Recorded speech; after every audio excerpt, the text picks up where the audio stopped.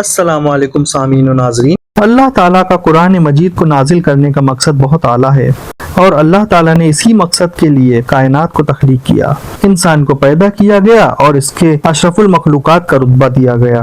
تمام انبیاء کرام کو اسی مقصد کے حصول دنیا میں بھیجا گیا۔ اگر ہم قرآن مجید کے نزول ہونے سے پہلے والے واقعات کا جائزہ لیں تو دنیا میں ہر طرف ظلم، جہالت، گمراہی، شرک، بت پرستی، انسانی غلامی، قتل و غارت سب کچھ ہوتا تھا۔ انسان کو کوئی اہمیت نہیں تھی، عورت کا تو سب سے حقیر سمجھا جاتا تھا۔ قرآن مجید کے نازل ہونے کے بعد اللہ تعالیٰ نے اعلانیہ طور پر یہ ارشاد فرمایا: جو لوگ اپنی زندگیوں کے معاملات کے فیصلے اللہ کے نازل کردہ قانون کے مطابق نہیں کرتے، وہی لوگ تو کافر ہیں، وہی لوگ ظالم بھی ہیں۔ سورہ مائدہ آیت نمبر 44 سے 45۔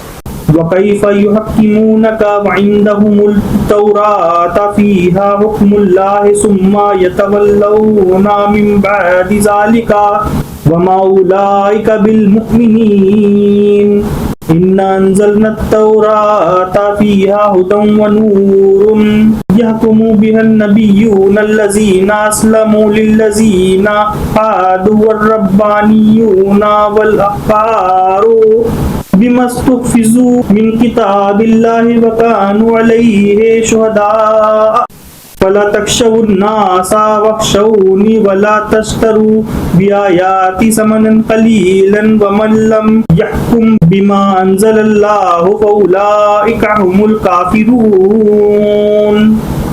ناظرین، ہم روزمرہ کی گفتگو میں عموماً یہ الفاظ استعمال کرتے ہیں کہ آج میرا فلاں کام کرنے کا دل نہیں کر رہا ہے، آج میرا دل چاہ رہا ہے کہ میں اس دوست کی طرف جاؤں، اور انسان ابتدا ہی سے اس طرح کے جملے دہراتا آ رہا ہے۔ اب اگر ہم غور کریں تو قرآن مجید کی سورہ حج میں بھی اللہ تعالیٰ کا ارشاد ہے: فَإِنَّهَا لَا تَعْمَى الْأَبْصَارُ وَلَٰكِن تَعْمَى الْقُلُوبُ الَّتِي فِي الصُّدُورِ۔ آنکھیں اندھی نہیں ہو جاتی بلکہ وہ دل اندھے ہو جاتے ہیں جو سینوں میں ہیں۔ قرآن پاک میں دل کو غور و فکر کرنے والا قرار دیا گیا ہے۔ اگر سائنس کی بات کی جائے تو وہ اس کے بالکل الٹ ہے۔ سائنس کے مطابق دل کا کام محض خون کی روانی کو برقرار رکھنا ہے، پر ناظرین، آج کی جدید سائنس قرآن مجید کی اس صورت کی تصدیق کرتی ہے۔ سائنسدانوں نے اس آیت کو لے کر جب دل پر ریسرچ کی تو وہ بھی حیران رہ گئے، کیونکہ دل میں بھی غور و فکر کرنے والے نظام کا سلسلہ موجود ہے۔ ہمارا دل ہمارے جسم کا ایک اہم ترین حصہ ہے۔ یہ انسانی جسم میں خون کی سپلائی کے ساتھ غور و فکر کا اعمال بھی سر انجام دیتا ہے۔ اس لیے قرآن و حدیث میں فرمایا گیا ہے کہ اگر انسان کا قلب درست ہوگا تو اس کے اعمال بھی درست ہوں گے۔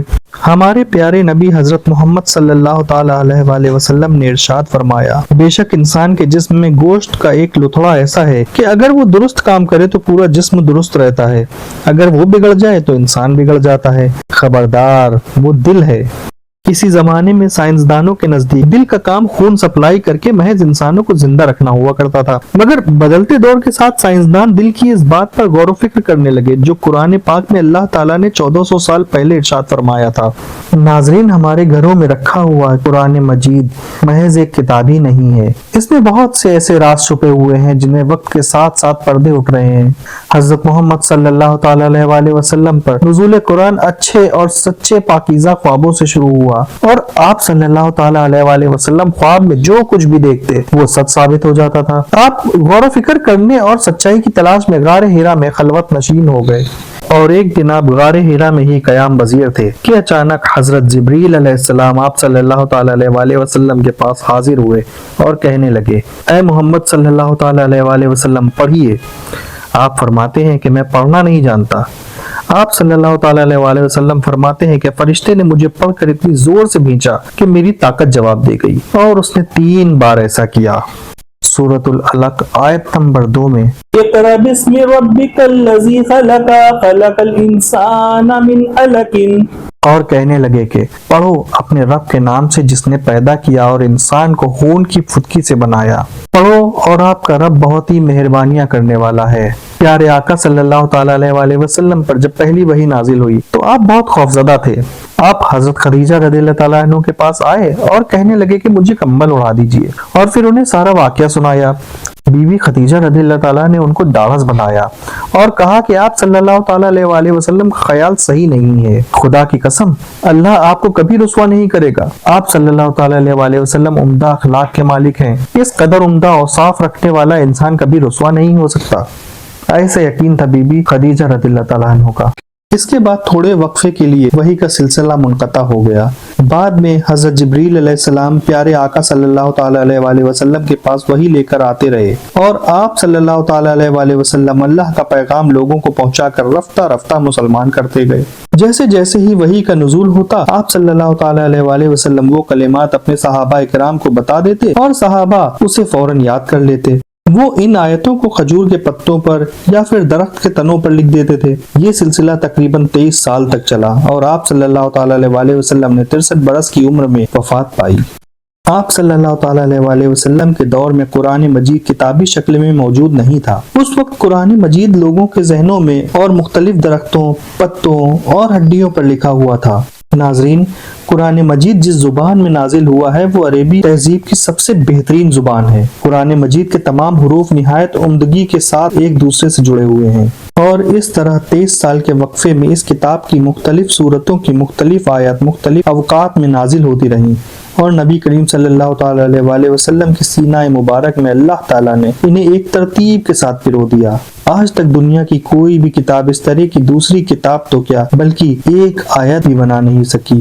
انسانوں کے لیے اس طرح کی کتاب لکھنا ناممکنات میں سے ہے، جیسے کہ اللہ تعالیٰ نے قرآن مجید میں ارشاد فرمایا ہے، سورہ بنی اسرائیل آیت نمبر 88، قُلْ لَئِنِ اجْتَمَعَتِ الْإِنسُ وَالْجِنُّ عَلَىٰ أَن يَأْتُوا بِمِثْلِ هَٰذَا الْقُرْآنِ لَا يَأْتُونَ بِمِثْلِهِ وَلَوْ كَانَ بَعْضُهُمْ لِبَعْضٍ ظَهِيرًا۔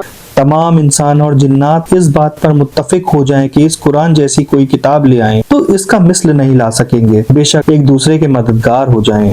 ایک اور جگہ پر اللہ تعالیٰ نے ارشاد فرمایا، یہ وہ کتاب ہے جسے میں نے برکت کے طور پر نازل کیا، اس کی پیروی کرو اور تقوی اختیار کرو تاکہ تم پر رحم کیا جائے۔ سورہ الانعام آیت نمبر 155، وَهَٰذَا كِتَابٌ أَنزَلْنَاهُ مُبَارَكٌ فَاتَّبِعُوهُ وَاتَّقُوا لَعَلَّكُمْ تُرْحَمُونَ۔ ناظرین، قرآن مجید کی تلاوت سے ہمارے دماغ میں کیا کیا تبدیلیاں آتی ہیں اس کا آپ اندازہ بھی نہیں لگا سکتے۔ ایک ریسرچ کے مطابق قرآن مجید کی تلاوت کرنے سے پریشانی اور بے چینی کا خاتمہ ہوتا ہے۔ سورہ بنی اسرائیل آیت نمبر 82، وَنُنَزِّلُ مِنَ الْقُرْآنِ مَا هُوَ شِفَاءٌ وَرَحْمَةٌ لِّلْمُؤْمِنِينَ وَلَا يَزِيدُ الظَّالِمِينَ إِلَّا خَسَارًا۔ اس ریسرچ کے دوران مختلف لوگوں پر مشاہدہ کیا گیا، جیسے کہ طالب علم، حاملہ خواتین، مریض وغیرہ، تو یہ نتیجہ نکلا کہ قرآن مجید کی تلاوت کسی تھیراپی کی طرح کام سر انجام دیتی ہیں۔ یہ انسانوں کے ذہنوں سے پریشانی دور کرتی ہیں۔ قرآن مجید میں ایسے بہت سے سوالات کے جواب بنا ہیں جن کا سائنس کا سب اعتراف ہوا ہے۔ پاک کتاب میں یہ سب کچھ 1400 سال پہلے بتا دیا گیا تھا، جیسا کہ big bang theory, black hole وغیرہ۔ سبحان اللہ۔ اگر آپ کو یہ ویڈیو پسند آئی ہو تو اسے لائک کیجئے، ہمارے چینل کو سبسکرائب کیجئے اور نیچے دیے گئے بیل آئیکن کو پریس کیجئے تاکہ ہمارے آنے والے نئے ویڈیوز کی نوٹیفیکیشنز آپ کو ٹائملی ملتی رہیں، اور صدقہ جاریہ کی نیت سے اس ویڈیو کو شیئر بھی کریں تاکہ اس کی نیکیاں آپ کو مسلسل ملتی رہیں۔ اپنا خوب خیال رکھیے۔ اللہ نگہبان۔